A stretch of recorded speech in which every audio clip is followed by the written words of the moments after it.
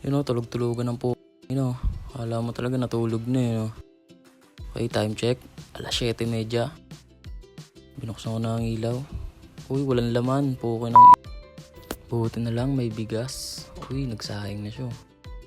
2 kilo. Ay, 2 gatang. Hinugasan. Ayan na. Tapos niyan, luto na agad. Baka kanina mo. Ayan na. Tapos niyan, lumabas na ako. Bumili na ako ng ulam. Diba, masarap lutuin. Ayan angas ng paligid Ayan na, dito na ako sa tindahan. Uy, 50 pesos. 2 hotdog, 2 itlog. Pinaghihiwa yung hotdog. Uy, ayun na, napakatulin mo humiwa, motherfucker. Uy. Shit. Ayan na, maduming kaldero. Nilagay na. Ay, kawali. Uy, 2 hotdog. Kaldero nga ba? O, kawali nga. Ayan na. Pabilis maluto Ang galing Binuksan ulit yung apoy.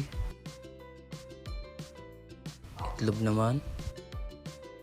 Pero malinis yung mantika kanina. Baka akala nyo madumi yun. Pinagprituhan ko lang ng isda yun. Ayan na. 2 itlog. Pagkasunod. Pagkaluto nyan. Tagal magpatulo ng mantika. Uy, bilisan mo. Naku po. Ayan na. Uy, ayun na. Shoot na shoot. Pagkatapos nyan, uy, muntika na masunog. Ayan na. Ginising ko na. Ang buha kanina ng babaeng to. Ayan na. Ay, magpagising. Ginamit ko na ang may wagang technique. Dahil dyan, ayan na. Kumain kami ng masaya.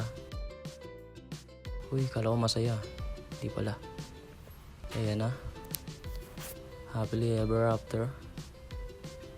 Pagkatapos nyan, natulog ulit ang mga puha kanina ng ilan to. Bye!